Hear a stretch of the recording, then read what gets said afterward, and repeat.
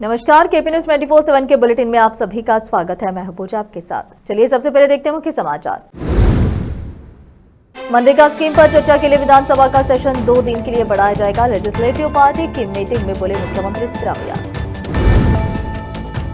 सरकारी डॉक्टरों को प्राइवेट अस्पतालों में भर्ती मरीजों का इलाज करने से सख्त मना किया गया है।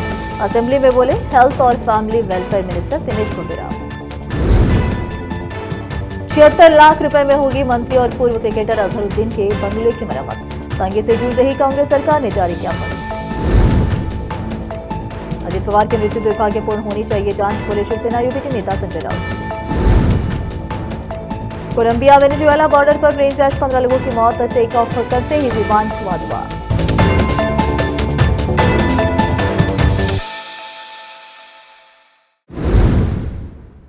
अब समाचार विस्तार से। कर्नाटक के मुख्यमंत्री सिद्धरामैया ने लेजिस्लेटिव पार्टी की मीटिंग में कहा कि मनरेगा स्कीम पर चर्चा करने और प्रस्ताव पास करने के लिए लेजिस्लेटिव असेंबली का सेशन 2 दिन बढ़ाया जाएगा। बुधवार को शहर के एक प्राइवेट होटल में हुई कांग्रेस लेजिस्लेटिव पार्टी की मीटिंग में सिद्धरामैया ने बीबीजी रामजी एक्ट के बारे में बताया, जिसे केंद्र सरकार ने मनरेगा एक्ट की जगह लागू किया है और कहा जा रहा है कि उन्होंने इस एक्ट पर पूरी चर्चा करने के लिए सेशन को 2 दिन बढ़ाने की अपनी पसंद बताई। एमएलएस को इस एक्ट पर चर्चा में जरूरी तौर पर हिस्सा लेने चाहिए। नरेगा मुद्दे पर एक स्पेशल सेशन बुलाया गया है, लेकिन चर्चा का कोई मौका नहीं मिला, इसलिए सोमवार और मंगलवार को नरेगा पर चर्चा के लिए सेशन बढ़ा दे। पता चला है कि मुख्यमंत्री ने कहा है कि हम हाउस वर्क एडवाइजरी कमेटी की मीटिंग में इस पर चर्चा करेंगे और फैसला करेंगे। यह भी कहा जा रहा है कि सीएम ने लेजिस्लेटिव काउंसिल मेंबर्स और असेंबली मेंबर्स को दोनों हाउस में नरेगा पर चर्चा में जरूरी तौर पर हिस्सा लेने का निर्देश दिया है। कर्नाटक हेल्थ और family welfare minister Dinesh Gundu Rao ने कहा कि अब से सरकारी डॉक्टरों को प्राइवेट अस्पतालों में इन पेशेंट आईपीडी इलाज देने पर पूरी तरह रोक रहेगी। असेंबली में एमएलए शिवलिंगा गौड़ा ने सरकारी डॉक्टरों के प्राइवेट प्रैक्टिस के आरोपों को लेकर सवाल उठाया। इसका जवाब देते हुए मिनिस्टर ने सरकारी डॉक्टरों की प्राइवेट प्रैक्टिस पर नया सरकारी ऑर्डर पढ़ा और कहा कि हेल्थ और फैमिली वेलफेयर डिपार्टमेंट के तहत काम करने वाले सरकारी डॉक्टरों की प्राइवेट प्रैक्टिस के बारे में एक ऑर्डर जारी किया गया है। मौजूदा सरकारी ऑर्डर के मुताबिक सरकारी डॉक्टरों को अपने काम के घंटों के बाद सरकारी काम में दखल दिए बिना प्राइवेट सर्विस देने की इजाजत है। अब यह ऑर्डर दिया गया है कि सरकारी डॉक्टर सिर्फ आउट पेशेंट ओपीडी को ही प्राइवेट सर्विस दे सकते हैं। अब से प्राइवेट सर्विस में इन पेशेंट आईपीडी सर्विस नहीं दी जाएगी। वे अपनी ड्यूटी के घंटों के बाद और प्राइवेट क्लिनिक या हॉस्पिटल में अपनी तय ड्यूटी में दखल दिए बिना आउट पेशेंट डिपार्टमेंट ओपीडी में काम कर सकते हैं। इसकी जानकारी सरकार को दी जानी चाहिए। उन्होंने कहा कि अगर शर्तों का उल्लंघन किया जाता है तो कानून के तहत कार्रवाई की जाएगी और कर्नाटक सिविल सर्विस रूल्स के तहत डिसिप्लिनरी एक्शन लिया जाएगा।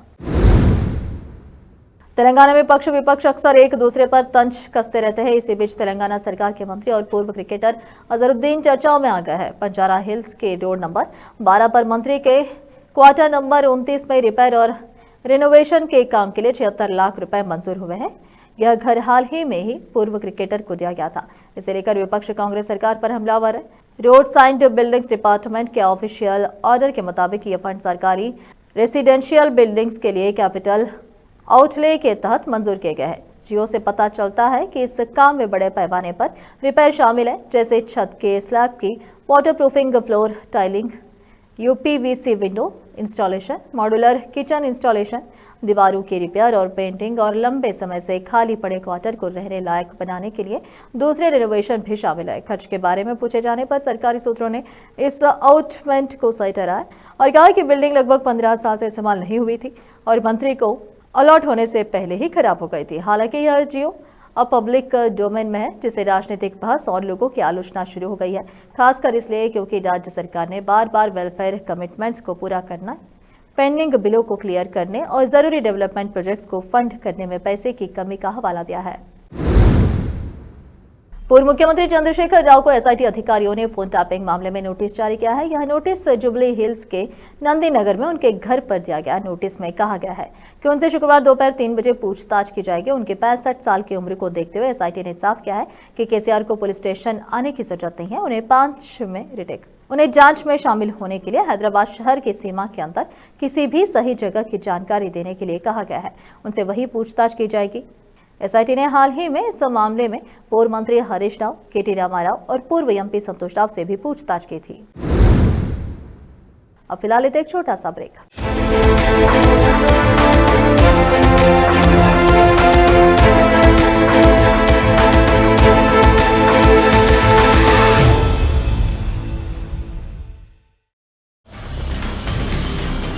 हिंदुस्तान के हर कोने में हम हैं मौजूद।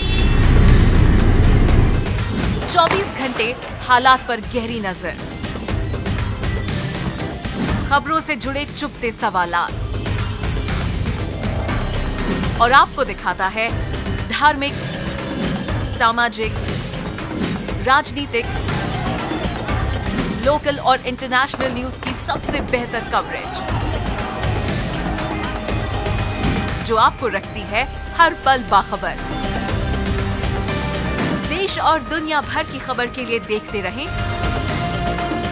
KP news 24/7। Noor education trust Bidar की ओर से चलाया जाने वाला नूर एमएड और BEd college Bidar, recognized by NCTE Delhi, affiliated to Bidar University, Bidar. Admissions open for the academic year 2025 to 26.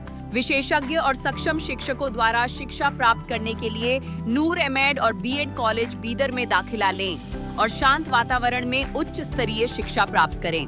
Bidar शहर में बेहतर शिक्षा का एकमात्र केंद्र नूर एमएड और BEd college Bidar. For more details contact Noor colony near horticulture centre, Haladgiri के Hyderabad road, Bidar 585403 Karnataka, India. Phone numbers 9945283920, 8050172745।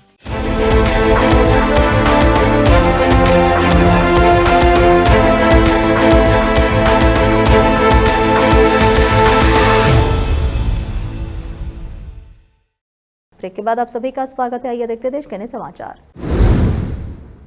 Shiv Sena UBT नेता संजय राउत ने कहा कि सभी को पता होना चाहिए कि आखिर किन खामियों की वजह से आज अजीत पवार हमारे बीच नहीं है। आखिर विमान में क्या खामियां थी, यह सार्वजनिक होना चाहिए। उन्होंने गुरुवार को कहा कि अजीत पवार महाराष्ट्र के लोकप्रिय और कद्दावर नेताओं में शामिल थे, उन्हें हमेशा याद किया जाएगा। यह कहना गलत नहीं होगा कि आज उनका हमारे बीच में नहीं रहना राजनीतिक क्षेत्र में अपूर्णीय क्षति है, उन्हें हमेशा याद किया जाएगा। उन्होंने गुजरात के अहमदाबाद में हुए विमान हादसे का भी जिक्र किया। उन्होंने कहा कि अहमदाबाद में भी विमान हादसा हुआ था, कई लोगों को अपनी जान गंवानी पड़ी थी। यहाँ तक कि इस हादसे में गुजरात के पूर्व मुख्यमंत्री विजय रूपाणी को भी अपनी जान से हाथ धोना पड़ा। अब इसके बाद एक बार फिर विमान हादसा देखने को मिला। इसमें हमने डिप्टी सीएम अजित पवार को खो दिया। ऐसी स्थिति में हमारे लिए जरूरी हो जाता है कि इस प्रकार की विधिवत रूप से जांच की जाए और विसंगति पर भी प्रकाश डाला जाए, जिस वजह से यह दुर्भाग्यपूर्ण हादसा हुआ है। महाराष्ट्र के मुख्यमंत्री अजित पवार के निधन पर भाजपा नेता अनुराग ठाकुर ने कहा कि अजित दादा का जाना महाराष्ट्र की राजनीति के लिए बहुत बड़ा वैक्यूम है। ऐसी घटना घटी जिसने सबको झकझोर कर रख दिया है। कल जब ये खबर सुनी तो विश्वास ही नहीं हुआ। हम सब परिवार के साथ खड़े हैं। मैं इतना ही कहूंगा कि विमान दुर्घटना की जांच होनी चाहिए, क्या कारण रहे पता चलने चाहिए। महाराष्ट्र ने एक बड़े नेता को खोया है और हमने एक दोस्त को खोया है। इस विषय पर राजनीति नहीं होनी चाहिए।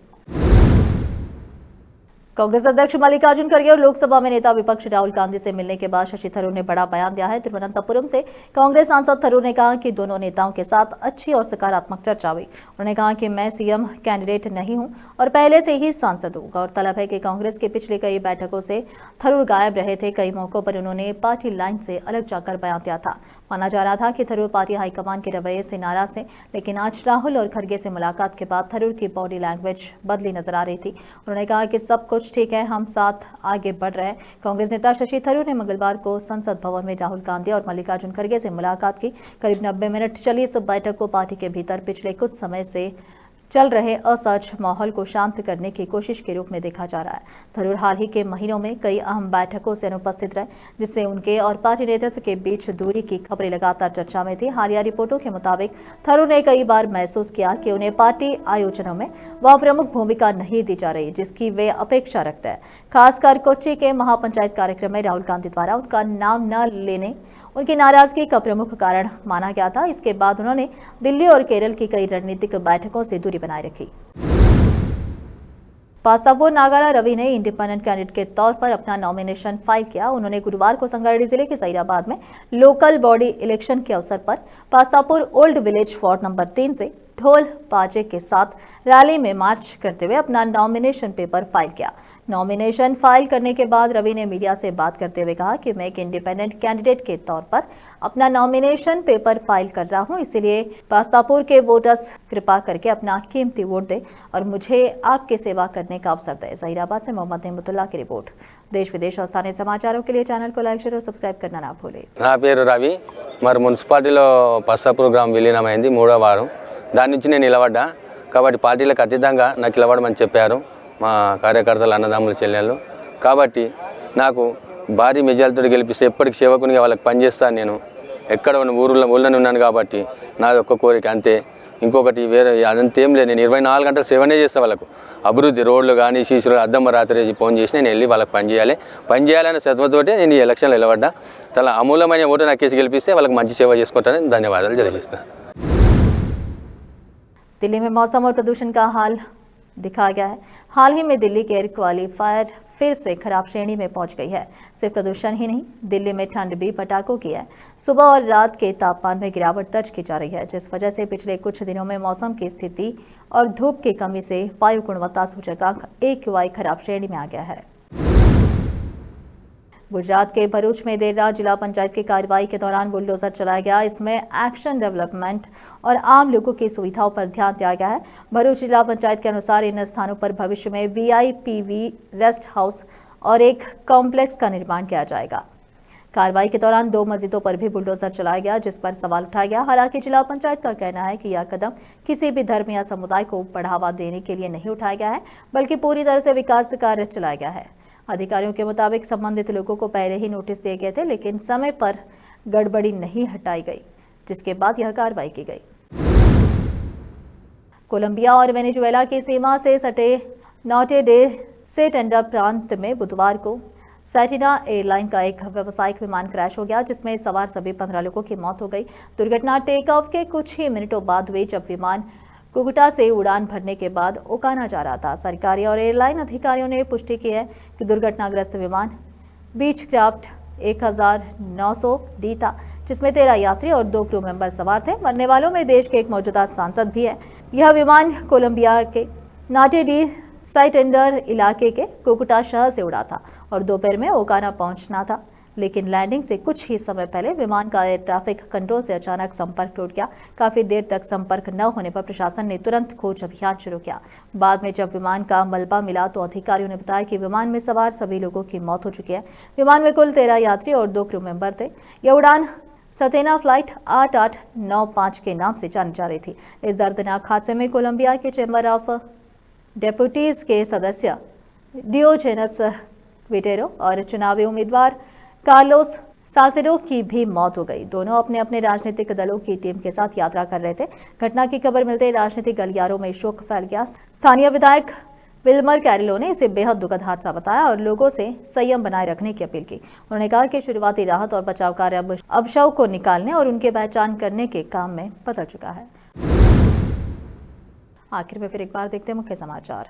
मनरेगा स्कीम पर चर्चा के लिए विधानसभा का सेशन 2 दिन के लिए बढ़ाया जाएगा। लेजिस्लेटिव पार्टी की मीटिंग में बोले मुख्यमंत्री सिद्धरामैया। सरकारी डॉक्टरों को प्राइवेट अस्पतालों में भर्ती मरीजों का इलाज करने से सख्त मना किया गया है। असेंबली में बोले हेल्थ और family welfare minister Dinesh Gundu Rao. 76 lakh रुपए में होगी मंत्री और पूर्व क्रिकेटर अजहरुद्दीन के बंगले की मरम्मत। तंगी से जूझ रही कांग्रेस सरकार ने जारी किया फंड। अजित पवार की मृत्यु दुर्भाग्यपूर्ण होनी चाहिए जांच, बोले शिवसेना यूपीटी नेता Sanjay Raut. Colombia Venezuela border पर प्लेन क्रैश, 15 लोगों की मौत। टेक ऑफ करते ही विमान हुआ धुआं।